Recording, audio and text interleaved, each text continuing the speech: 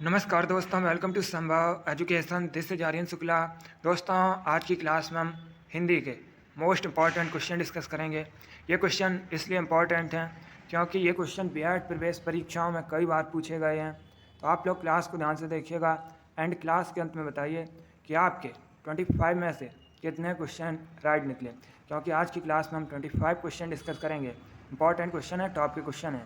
सबसे पहले आप लोग क्लास को लाइक करिए, अपने फ्रेंड ग्रुप सभी जगह शेयर कर दीजिएगा ताकि ज़्यादा से ज़्यादा लोग जुड़ सकें। और जो फ्रेंड इस चैनल पर नए हैं वो चैनल को सब्सक्राइब करेंगे, बेल आइकन को प्रेस कीजिए ताकि सभी नोटिफिकेशन आप तक पहुंच सकें। डेली आपकी क्लासेस होती हैं इसी चैनल पर स्पेशल बीएड प्रवेश परीक्षा के लिए।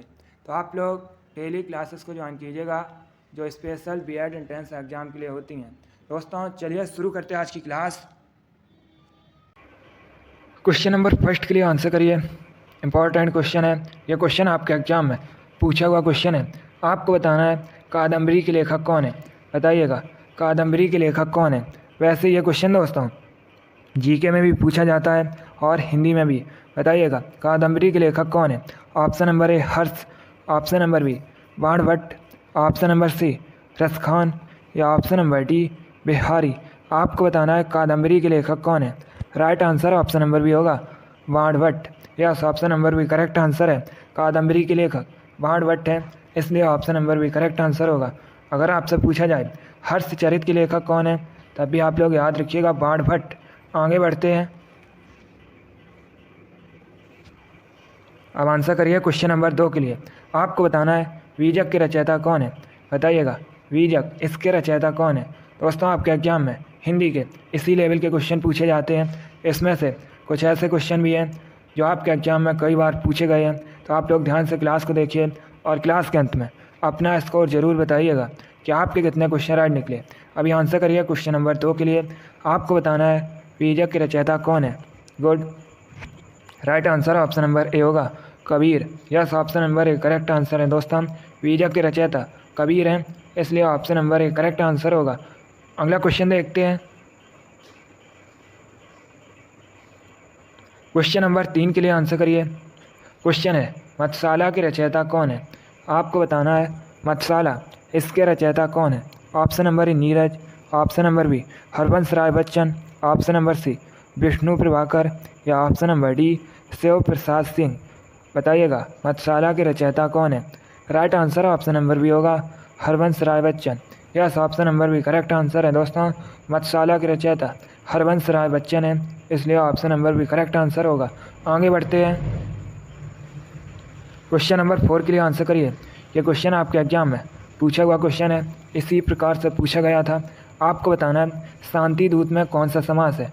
बताइएगा शांति दूत इसमें कौन सा समास है। ए बावरी, बी अव्ययी भाव, सी तत्पुरुष या डी द्वंद्व। आपको बताना है शांति दूत में कौन सा समास है।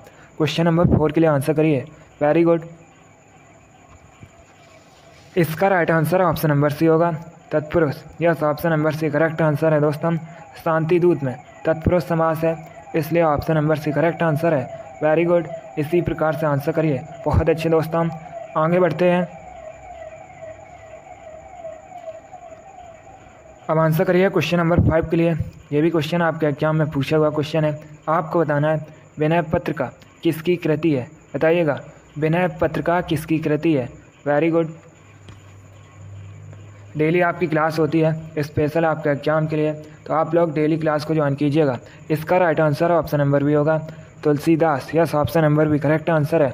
विनय पत्रिका तुलसीदास की कृति है, इसलिए option number B correct answer होगा। यह क्वेश्चन एग्जाम में पूछा जाता है विनय पत्रिका जो कि तुलसीदास की कृति है, ये किस भाषा में रचित है। तो याद रखिएगा दोस्तों, ये ब्रज भाषा में रचित है। क्वेश्चन नंबर 5 का option number B correct answer है। विनय पत्रिका तुलसीदास की कृति है। आगे बढ़ते हैं, अब आंसर करिए क्वेश्चन नंबर 6 के लिए। इंपॉर्टेंट क्वेश्चन है। आपको बताना है दोहा में कितने चरण होते हैं। बताइएगा दोहा इसमें कितने चरण होते हैं। ए 2 है, बी 4, सी 6 या डी 8।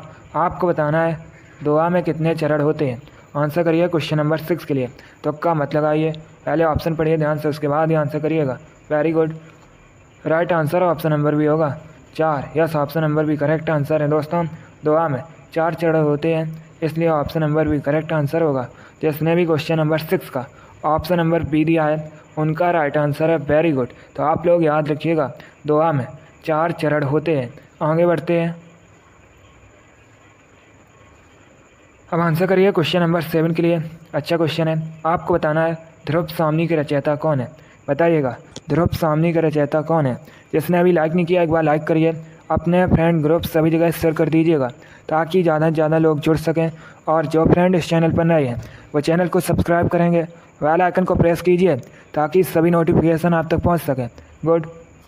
बताइएगा ध्रुव सामनी के रचयिता कौन है। Right answer option number A होगा Jaishankar Prasad. Yes, option number A correct answer है दोस्तों। ध्रुव सामनी के रचयिता जयशंकर प्रसाद हैं, इसलिए option number A correct answer होगा। अब अगर आपसे पूछा जाए आकाशदीप, ममता, आंसू, कामायनी, इन सभी के लेखक कौन है, तो आप लोग याद रखिएगा जयशंकर प्रसाद। क्वेश्चन नंबर 7 का option number A correct answer है। ध्रुव सामनी के रचयिता जयशंकर प्रसाद हैं। आगे बढ़ते हैं।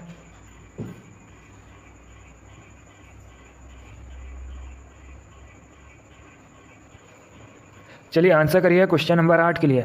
आपको बताना है तूती बोलना मुहावरे का सही अर्थ क्या होता है। बताइएगा तूती बोलना मुहावरे का सही अर्थ क्या होता है। क्वेश्चन नंबर 8 के लिए आंसर करिएगा। ऑप्शंस दिए गए हैं, पहले आप लोग ध्यान से ऑप्शन पढ़िए, उसके बाद ही आंसर करिएगा। आपको बताना है तूती बोलना मुहावरे का सही अर्थ क्या होता है। Very good. इसका right answer option number A होगा रॉब होना। Yes, option number A correct answer है दोस्तों।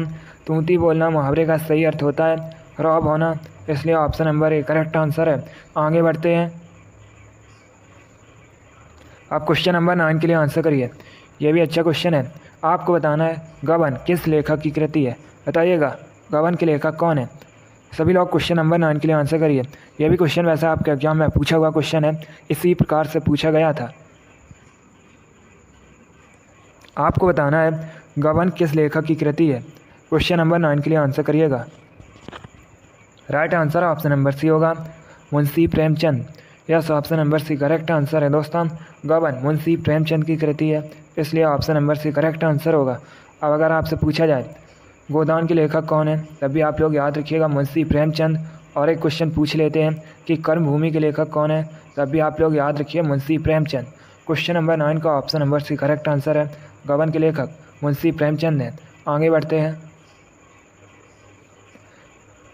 क्वेश्चन नंबर 10 के लिए आंसर करिए। क्वेश्चन है दोस्तों किस प्रकार से आपको बताना है साहित्यकार सही लिखा जाएगा। सही वर्तनी आपको चुननी है। ऑप्शन दिए गए हैं, चारों ऑप्शंस को ध्यान से पढ़िए, उसके बाद ही आंसर करिएगा। एक क्वेश्चन आपके एग्जाम में वर्तनी से संबंधित पूछा जाएगा, इसी प्रकार का क्वेश्चन होता है। आपको बताना है साहित्यकार किस प्रकार से सही लिखा जाएगा। Very good. Right answer option number C होगा। Yes, option number C correct answer है दोस्तों। इस प्रकार से साहित्यकार सही लिखा जाएगा। आगे बढ़ते हैं। क्वेश्चन नंबर 11 के लिए आंसर करिए। आपको बताना है निम्न में से कौन सा शब्द विवाह का पर्यायवाची शब्द है।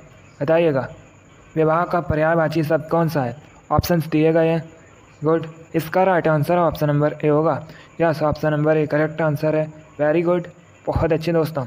आगे बढ़ते हैं। अब आंसर करिए क्वेश्चन नंबर 12 के लिए।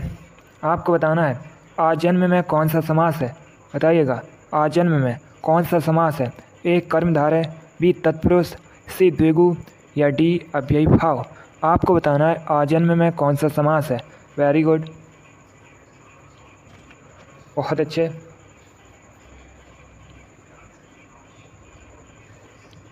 गुड। इसका राइट आंसर होगा ऑप्शन नंबर डी अव्ययी भाव। Yes, option number D correct answer है दोस्तों। आजन्म में अव्ययी भाव समास है, इसलिए option number D correct answer होगा। आगे बढ़ते हैं। आप क्वेश्चन नंबर 13 के लिए आंसर करिए। आपको बताना है ढिंढोरा पीटना मुहावरे का सही अर्थ क्या होगा। काफ़ी दोस्तों फेमस मुहावरा है। आपको बताना है ढिंढोरा पीटना मुहावरे का सही अर्थ क्या होगा। चलिए क्वेश्चन नंबर 13 के लिए आंसर करिए। Very good.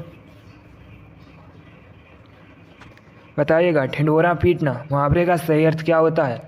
गुड। इसका right answer option number B होगा प्रचार करना।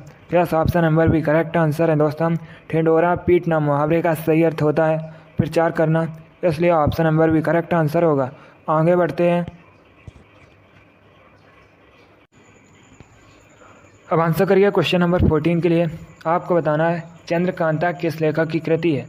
बताइएगा चंद्रकांता किस लेखक की कृति है। अच्छा क्वेश्चन है, इंपॉर्टेंट है। आपको बताना है चंद्रकांता के लेखक कौन है। Right answer option number C होगा Devaki Nandan Khatri. Yes, option number C correct answer है दोस्तों।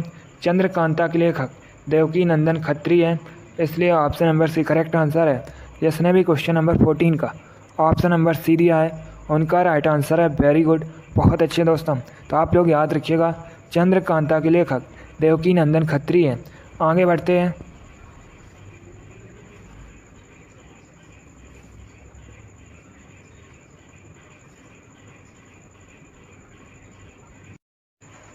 क्वेश्चन नंबर 15 के लिए आंसर करिए। आपको बताना है जगदीश में कौन सी संधि है। बताइएगा जगदीश में कौन सी संधि है। ए व्यंजन संधि, बी स्वर संधि, सी विसर्ग संधि या डी इनमें से कोई नहीं। आपको बताना है जगदीश में कौन सी संधि है। क्वेश्चन नंबर 15 के लिए आंसर करिए। वेरी गुड, इसका right answer option number A होगा व्यंजन संधि। Yes, option number A correct answer है दोस्तों। जगदीश में व्यंजन संधि है, इसलिए option number A correct answer होगा। आगे बढ़ते हैं। क्वेश्चन नंबर 16 के लिए आंसर करिए। ये क्वेश्चन आपके एग्जाम में पूछा हुआ क्वेश्चन है, इसी प्रकार से पूछा गया था। आपको बताना है पंचवटी किस कवि की रचना है। बताइएगा पंचवटी के लेखक कौन है। ऑप्शन नंबर ए Maithili Sharan Gupt, option number B Ramdhari Singh Dinkar, option number C Jaishankar Prasad या option number D Suryakant Tripathi Nirala. आपको बताना है पंचवटी किसकी रचना है। क्वेश्चन नंबर 16 के लिए आंसर करिएगा। Good, right answer option number A होगा मैथिली शरण गुप्त। Yes, option number A correct answer है। पंचवटी दोस्तों मैथिली शरण गुप्त की रचना है, इसलिए option number A correct answer होगा। एक क्वेश्चन आपके एग्जाम में पूछा गया था भारत भारती के लेखक कौन है, तब भी आप लोग याद रखिएगा मैथिली शरण गुप्त। चलिए क्वेश्चन नंबर 16 का option number A correct answer है। आगे बढ़ते हैं। क्वेश्चन नंबर 17 के लिए आंसर करिए। क्वेश्चन है जिसकी चिंता ना की जा सके इसके लिए एक शब्द क्या होता है। आपको बताना है जिसकी चिंता ना की जा सके इसके लिए एक शब्द क्या होता है। क्वेश्चन नंबर 17 के लिए आंसर करिएगा। Very good, right answer option number A होगा अचिंत। Yes, option number A correct answer है। जिसकी चिंता ना की जा सके इसके लिए एक शब्द होता है दोस्तों अचिंत, इसलिए option number A correct answer होगा। अगला क्वेश्चन देखते हैं। क्वेश्चन नंबर 18 के लिए आंसर करिएगा। ये क्वेश्चन आपके एग्जाम में पूछा हुआ क्वेश्चन है, इंपॉर्टेंट है, आगे भी आपके एग्जाम में पूछा जा सकता है। आपको बताना है मछली का तत्सम शब्द है। बताइएगा मछली का तत्सम शब्द क्या होता है। ए मत्स्य, बी मीन, सी मीनाक्षी या डी इनमें से कोई नहीं। आपको बताना है मछली का तत्सम शब्द है। आंसर करिए क्वेश्चन नंबर 18 के लिए। गुड, आंसर जल्दी देने की कोशिश करिएगा। इसका right answer option number A होगा मत्स्य।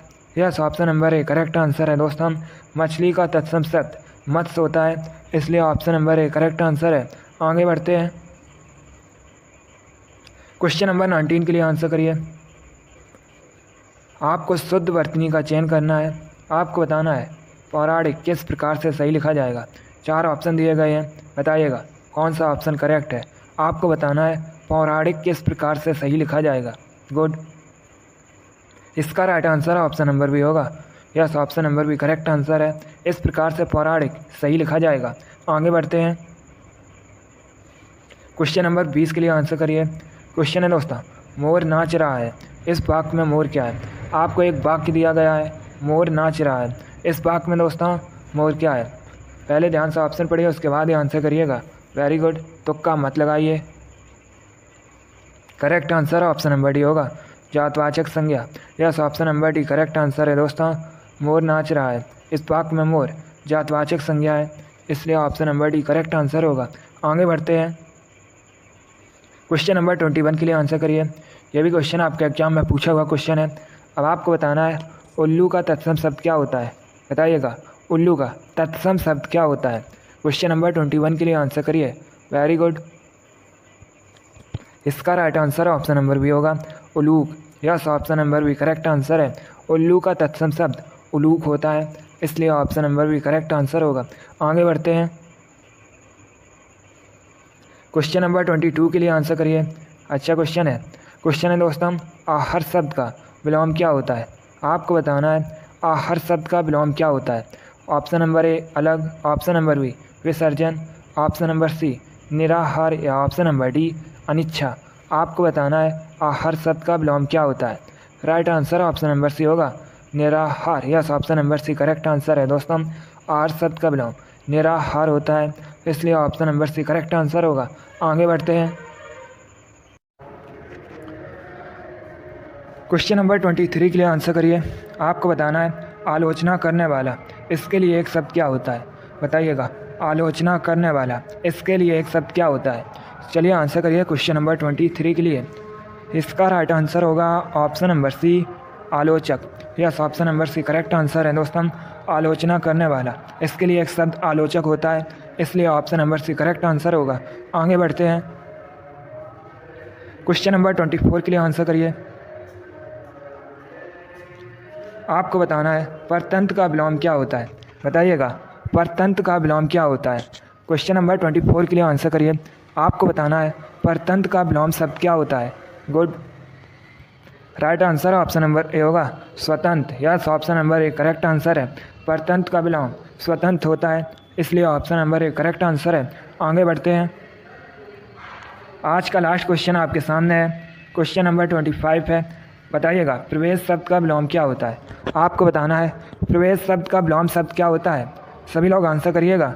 Very good, right answer option number B होगा निकास। यह option number B correct answer है दोस्तों।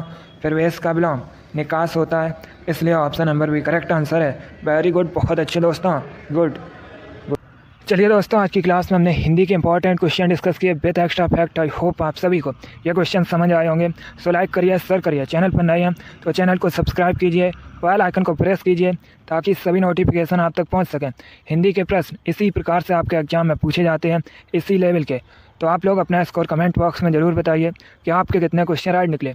इसी के साथ मैं आपको मिलूंगा अगली क्लास में। Thank you guys, thank you for watching. God bless you all.